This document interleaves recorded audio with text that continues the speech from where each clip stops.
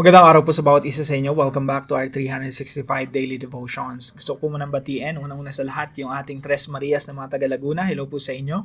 Na-appreciate ko po kayo. Salamat po sa inyong pagsuporta at pagsubaybay dito sa ating channel. Now, tutuloy po natin yung ating series patungkol po sa The Power of Forgiveness. Alam niyo po yung pagpapatawad, napaka-makapangyarihan yan eh. Babaguhin talaga yan. Unang-una ikaw, yung taong pinatawad mo.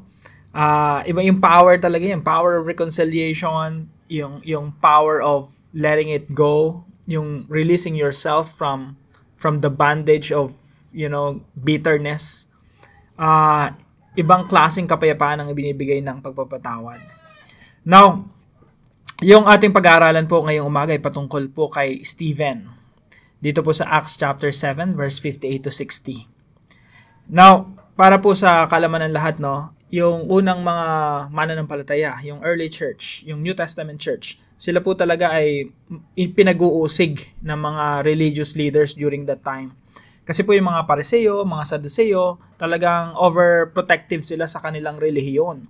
At tinitingnan nila yung mga Kristiyano na ibang relihiyon na animoy, inilalayo yung mga tao sa relihiyon nila, yung Judaism. So, pinag-uusig talaga nila yung mga naunang Kristiyano. Sinimulan nila kay Jesus Christ. Inusig nila si Jesus Christ, yung founder ng church, at pati yung mga alagad niya at yung mga naunang mga Kristiyano. Now, kasama po rito, of course, si Stephen. So, si Stephen po, sa chapter 7, nangaral siya. Mahabang preaching, napakagandang preaching. Nilathala ni Stephen yung history ng Israel. At dito po, after nung preaching ni Stephen, sabi dito sa verse 58, they drag him out of the city and began to stone him. Ayaw nila talaga nung preaching ni Stephen. Kasi lumalabas na masama sila. Parang, tinatawag sila ni Stephen na, magsisi na kayo, no? You have to recognize Jesus as the Messiah. So, they drag him out of the city and began to stone him. Meanwhile, the witnesses laid their coats at the feet of a young man named Saul. Si Saul po, siya yung nandun sa lugar na yon at basically, meron siyang approval para dun sa execution of Stephen. At yung mga damit talaga ng mga witnesses, nilalagay dun sa harapan ng paanan ni Saul. Kasi sila yung unang babato kay Stephen, no? Kaya para mas maganda siguro yung bato, tatanggalin muna nila yung mga suot nila. So, verse 59, sabi dito, while they were stoning him, Stephen prayed. Habang binabato si Stephen, nananalangin siya, Lord Jesus, receive my spirit. Then he fell on his knees and cried out, Lord, do not hold this sin against them. When he had said this, he fell asleep, meaning namatay siya. Sa Tagalog po, at kinaladkad siya palabas ng lungsod upang batuhin. Inilagay ng mga saksi ang kanilang mga balabal sa paanan ng isang binatang nangangalang Saulo. Ito po yung naging Apostol Pablo, no? At habang binabato nila si Esteban, nananalangin siya ng ganito, Panginoong Jesus, tanggapin mo po ang aking espiritu. Lumuhod si Esteban at sumigaw ng malakas, Panginoon, huwag mo po silang panagutin sa kasalanang ito. Napakatindi po, no? Siya yung binabato hanggang sa mamatay. Pero yung panalangin niya, Panginoon, wag niyo po silang panagutin sa kasalanang ito. Now, yung unang katuruan po natin ngayong umaga, following Jesus is the most radical thing you can do. Gusto mo bang maging kakaiba sa lahat ng tao? You follow Jesus Christ. Hindi mo makikita yung character ni Jesus Christ sa mga tao dito sa mundo. And when you follow Jesus Christ, you will also become radical like Jesus. Tignan niyo po yung utos ng Panginoong Jesucristo sa katuruan niya sa Luke chapter 6 verse 27 to 28. Sabi dito, but to you who are listening, I say, love your enemies. Yan yung ginawa ni Stephen during that time Love your enemies. Do good to those who hate you. Ginagawa ka ba ng mali? Naiinis ba? Kinagagalitan ka ba ng mga tao? Kinapopuotan ka? Do good to them. Bless those who curse you. Pray for those who mistreat you. Subalit sinasabi ko sa inyo mga nakikinig sa akin, mahalin ninyo ang inyong mga kaaway at gawan nyo ng mabuti ang mga napupuot sa inyo. Pagpalain ninyo ang sumusumpa sa inyo at ipanalangin ang mga nang-aapi sa inyo. Yan yung ginawa ni Stephen, yan yung katuruan ng Panginoong Jesucristo. And by the way, Yan din yung ginawa ni Jesus Christ. Naalala niyo po anong ang ating Panginoon Jesucristo ay nakapako doon sa krus? Sabi niya, Father, forgive them for they don't know what they're doing. Ama, patawarin mo sila sapagkat hindi nila nalalaman ang kanilang ginawa. Parehong-pareho po sa nangyari kay Stephen. Ginagaya talaga ni Stephen, sino si Jesus Christ. Sabi niya, Lord, do not hold this sin against them. Napakamakapangyarihang panalangin. Kung isipan niyo pong mabuti, yung ganitong klaseng panalangin, ito po yung highest form of forgiveness. That's our point number 2, no? The highest form of forgiveness is Christ-likeness. Ito na yung pinakamataas na klase ng pagpapatawad sa iyong kapwa. Una kasi ganito, unang level, yung hindi ka nagaganti. That's first level. Hindi na ako gaganti, Lord. Vengeance is yours. Kayo nang bahala. That's first level. Second level, ito yung nag-release ka na ng forgiveness. So yung una, hindi ka nagaganti. May gumawa ng mali sa'yo, ginawa ka ng masama, hindi ka nagaganti. Second level, pinatawad mo sila. Third level, pinakamatindi sa lahat, yung ginawa ni Jesus. Yung sinabi ng Panginoong Jesucristo doon sa mga nagpapako sa kanya, yung mga Romanong sundalo. And in fact, marami doon naligtas, no? May mga ilan doon na naligtas. At sabi ng Panginoong Jesucristo, Lord, Father, hindi nila alam yung kanilang ginagawa, patawarin niyo na po sila. Matindi, no? Si Stephen, ganun din. Lord, do not hold this sin against them. Yung sabihin mo na, Lord, iganti mo ko, okay yung ganun panalangin eh. Pero yung mas matindi pa rin, yung sabihin mo sa Panginoon na, Lord, wag niyo pong panagutin sila sa kasalanan ginawa nila sa akin. Kaya po pag sumusunod ka talaga sa Panginoon, magiging radical ka eh. Magiging kakaiba ka sa lahat ng mga tao sa mundo. Kasi si Jesus yun eh, ibang klase. Pag sinunod mo si Jesus, magiging katulad ka niya, you will do good to your enemies. You will pray for them. You will bless them. Kaya po yung pangatlo nating katuruan, Christ-like responses engraves the gospel in the hearts of unbelievers. Kung makikita niyo po rito sa mga talatang ito, no? Si Saul nandoon. Si Saul na naging Apostol Pablo. Nandun siya nung binato si Stephen. Ibig sabihin si Saul, narinig niya yung preaching ni Stephen, very powerful. Pagkatapos nakita niya si Stephen nung habang binabato siya hanggang sa mamatay, ito pa yung panalangin niya. Lord Jesus, receive my spirit. Lord, do not hold this sin against them. Very powerful. And I think hindi man natin makita sa mga istorya dito sa Book of Acts, I think ginuhitan ni Stephen yung puso ni Apostol Pablo during this time. Until in Acts chapter 9, na-encounter ni Apostol Pablo si Jesus Christ. I think inuukit niya talaga sa puso ni Apostol Pablo yung ebanghelyo, what does it mean to become a follower of Jesus. Ganun din sa atin, no? When we respond like Jesus to our enemies, to those who hate us, to those who do evil against us, lahat ng nanakit sa atin, pero yung response natin sa kanila, hindi paghiganti, kundi pagmamahal ng Panginoong Jesucristo. Basically, what we're doing is engraving the gospel in their hearts. Iniuukit natin, iginuguhit natin ang ebanghelyo, sino si Jesus Christ, sa kanilang mga puso. Kaya pakatanda natin mga kapatid, no, yung pagpapatawad, it's not really about us.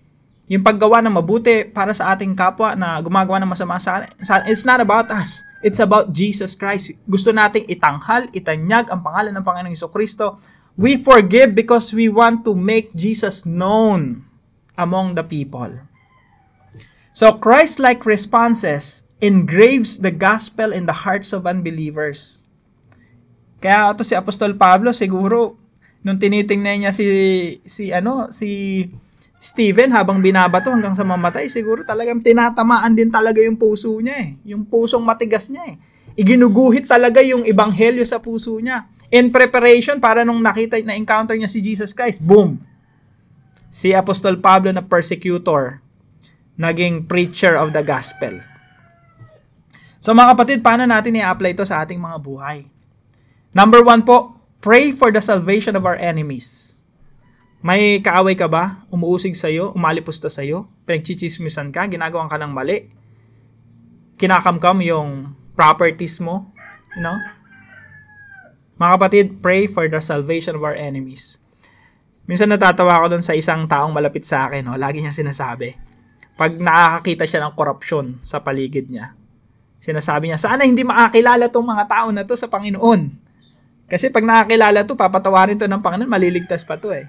Natatawa lang ako kasi very honest yung tao na yun. Pero isipin nyo nga mabuti, no? Minsan yun din ang nararamdaman natin eh.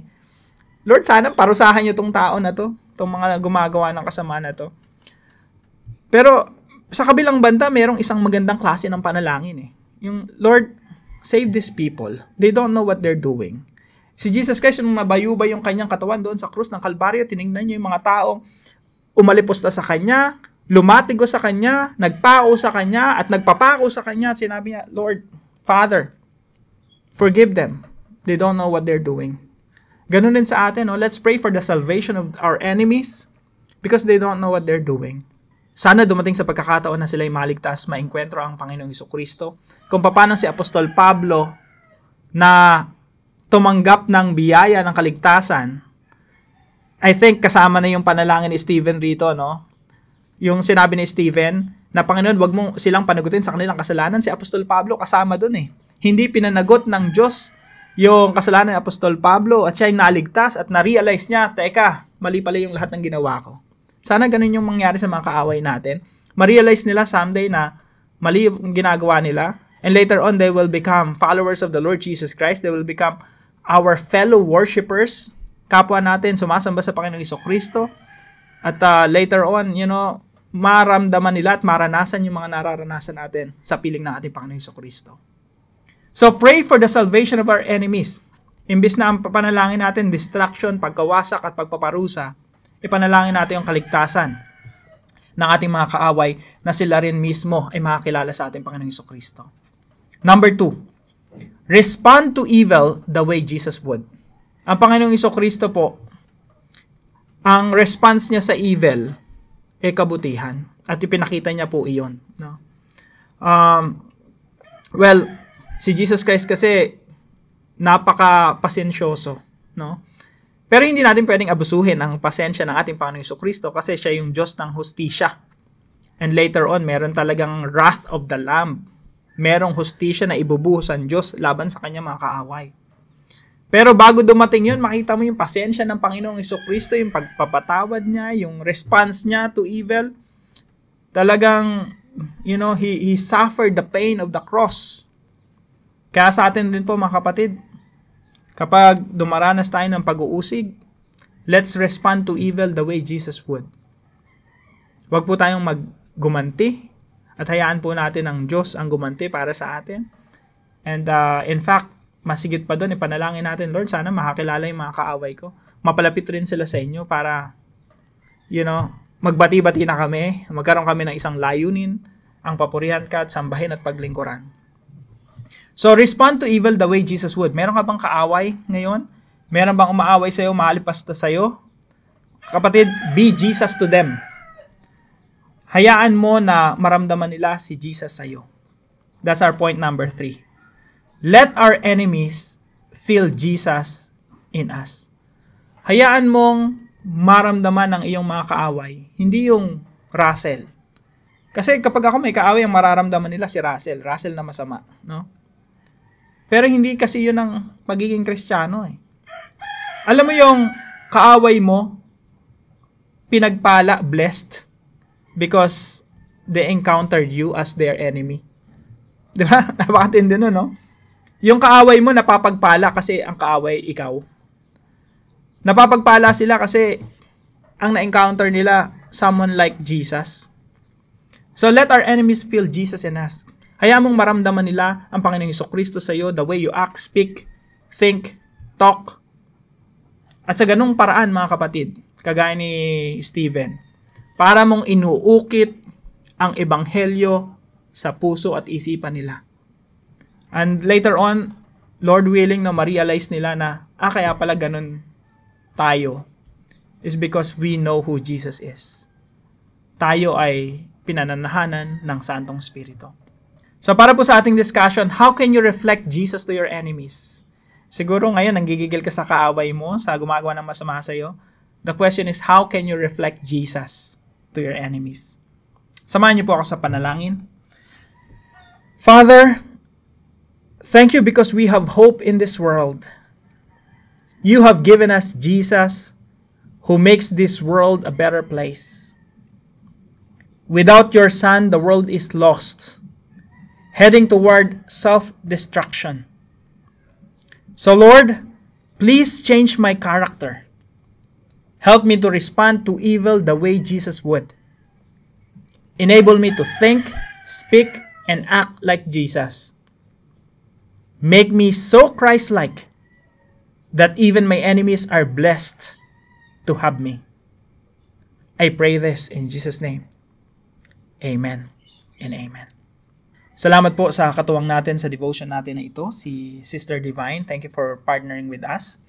And kung kayo po ay may natutunan sa devotion natin na ito, ay paalam niyo lang po sa comment section right below this video. And please share this devotion to your family and friends. God bless you po. See you po tomorrow 5 a.m. dito sa ating daily devotion.